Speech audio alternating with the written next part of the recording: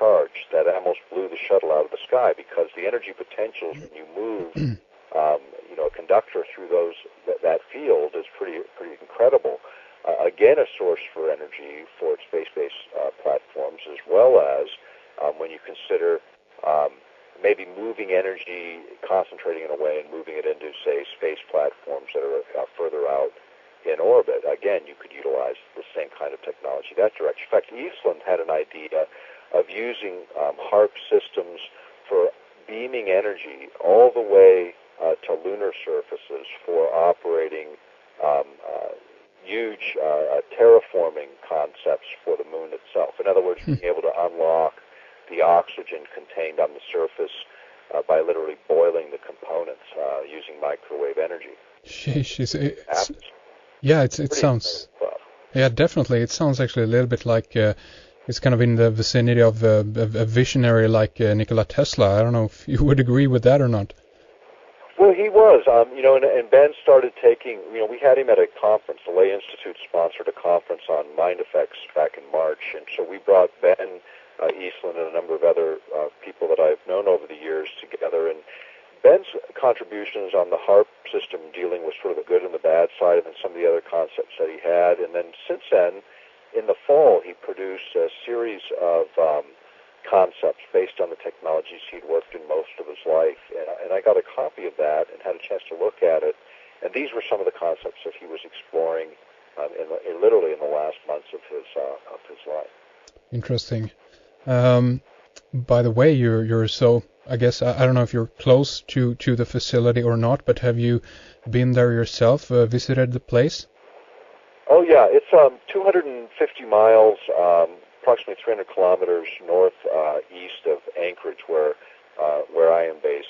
I'm a little bit north of Anchorage, and the facility itself, they actually it had 48 antennae the last time I was up, but they have expanded it to 180 antenna in the array now, and there are some images online as well. But the facility eventually will have 360 antenna in the array. The way the systems had advanced, and this is another conversation that Ben and I had, when he first developed the concept back in the 80s, it goes back to the early and middle 80s, the antenna design and just the whole way in which you could manipulate the software and so on. I mean, it's like between now and then, it's the difference between a Model T automobile and what we're driving today. There's huge advances have been made and continue to be made in these areas, and so the systems are even more efficient than were possible when Ben was directly involved in the day-to-day operation projects. He's been out of that for now.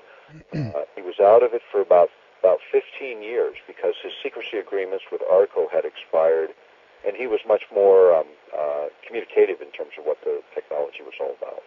Right. And I guess about 2 years ago, back in 2006, the HARP was also quadrupled in power or energy. I think it was built out to about, what was it? Let's see here, 3.6 million watt capacity. Is this also connected with the expansion of the number of arrays you talked about? Right. The effective radiated power, which is based on a calculation, it's not so much related to just the raw input power. It's how that power is manipulated. They eventually want to be at 1 billion watts. That's with a B, and 1 billion watts of effective radiated power is their objective. They're about halfway there now, as we understand it. It would take the full array of 360 to get them all the way, but it's such a big jump ahead of anyone else in terms of the technology. In the last couple of years, we've seen Chinese looking at this technology. The Europeans have developed, the technology into the EasyCat system of a similar nature. But this is the biggest facility of its type with the most power capacity, and the campaigns that go on from here will test that capacity and see exactly what they can do with it. And do you know if this how should I put it, the radiance or the how long can HARP stretch around the planet, so to speak? Well, in terms of its applications now, it can cover a hemisphere at a time, but it can also be used, and one of the applications was for a defense shield, and the idea was that you could send a cyclotron resonant energy coming off of this transmitter array. And what that would kind of look like is sort of energy flowing off of it into kind of a corkscrewing motion. But what would happen when it intersected the magnetic field lines that surround the Earth, moving energy from the South Pole to the North Pole, they would act as waveguides. In other words, this sort of corkscrewing energy would roll around those magnetic field lines, in this case moving from north to south, the opposite direction of the natural flow of those magnetic field lines. And then what would happen is it would accelerate electrons in such a way that when any electronic object, like an intercontinental ballistic missiles, passed through that field, it would disrupt their electronics and cause those objects to malfunction. So it's a shield, but it would also do this to any other electronic device transiting those field lines. But as a shield concept, this was one of the very beginning concepts that Dr. Eastland had when he envisioned this system. It's what got the military the most excited, was this idea of creating a shield from incoming intercontinental ballistic missiles. I see. So, I mean, let's talk a little bit about the potential and that HARP could be used for weather manipulation. I mean, we've seen so many, freak storms, so to speak, in the recent years, and people have speculated, of course, about the involvement of HARP or similar technology, either from this facility or from somewhere else that might be more or less known, but that Katrina actually was, involved in this somehow. What are your thoughts on this, and do you think that this is possible and doable today?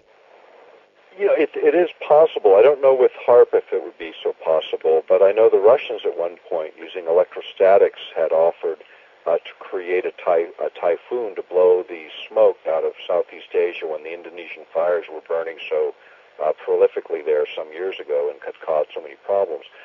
The idea that the technologies exist, I think, is acknowledged by many governments today.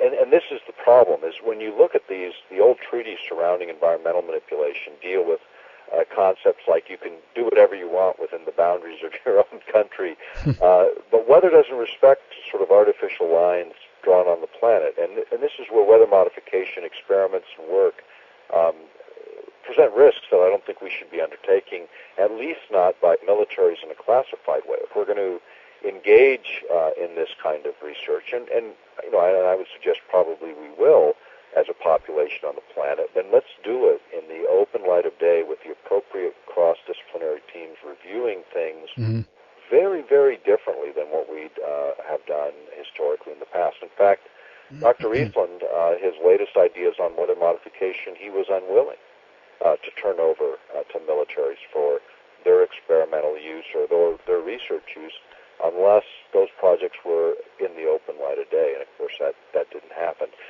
And the problem is, when you start to think about this, is the idea of weather modification doesn't respect national boundaries, number one. Number two, the idea that one government over another should be even experimenting in this area without fully informed consent by everyone. This is, it's more of a consensus issue than anything that we've ever faced, in my view, as a population on the planet. And, and again, one government, whether it's ours or someone else's, and many governments have participated in this kind of research, I think they need to be held accountable to the populations of this planet at a time when we're already experiencing what I believe is largely natural oscillations that are only being aggravated even more by these kinds of research efforts. Indeed. Do you know if there's any kind of law, international or national, somewhere that actually says that this kind of experimentation is not allowed? Well, there are treaties in terms of warfare applications, using geophysical manipulation as a weapon of war. Those treaties go back to the 1970s, when ideas of things like triggering earthquakes or tsunamis or volcanic eruptions were issues that were being seriously considered by science, and they developed to the point where people thought they could trigger these kinds of events. In fact, even in more recent days, there's actually a quote from the Secretary of Defense, William Cohen. Back in 1997, he was lecturing on weapons of mass destruction and some of the new weapon systems that were being developed by terrorist states. And this is what he said, and I quote, others are engaging even an eco-type of terrorism whereby they can alter climate, set off earthquakes, invoke volcanoes remotely through the use of electromagnetic waves. Now, that was said at the Conference on Terrorism and Weapons of Mass Destruction in U.S. Strategy, April 28, 1997, the DoD, a Department of Defense news briefing by Secretary of Defense William S. Cohen, who was Secretary of Defense at the time. And, that's talking about using electromagnetic waves or energy, essentially, the stuff of HAARP, actually, to trigger those kinds of events. And the thing about it is, in most instances, nobody would suspect that a government would have that capability. So you could literally wage a war that was more destructive than anything we've ever seen, and do it in a manner that was virtually undetectable unless you had similar technology yourself. So exactly, that gives a hint that that they're aware of what is doable, and the fact that they're speculating that the other guy is doing it. I mean, it as you say, it opens up the can of worms, so to speak. But I mean, the question is, how the heck can you test a device or facility or technology like this when we're speaking of the implementation on such a large scale? Meaning that is there somewhere even on the planet where you can direct this energy and not affect anyone? Well, it depends on your knowledge of what you're doing. Because essentially what they're capitalizing on is resonant signals that will create the releasing of natural energy that's naturally in place anyway. I mean, for instance, if you were to stimulate with an ELF signal a fault line in the right range, you could stimulate a reaction that would cause it just to release the pent-up energy, and then you have an earthquake. That's the kind of discussion that's happening. It actually goes back to a lot of the ideas of Tesla. He believed you could literally resonate the entire planet, ring it like a bell, and cause all kinds of problems. But those are very, very valid principles in terms of how energy propagates through material and what you might be able to trigger along the way in terms of actions and reactions. If you think about it as nonlinear energy, think about dominoes stretching from where I am in Alaska to where you are in Sweden, and say each domino we increase in size just maybe 1%.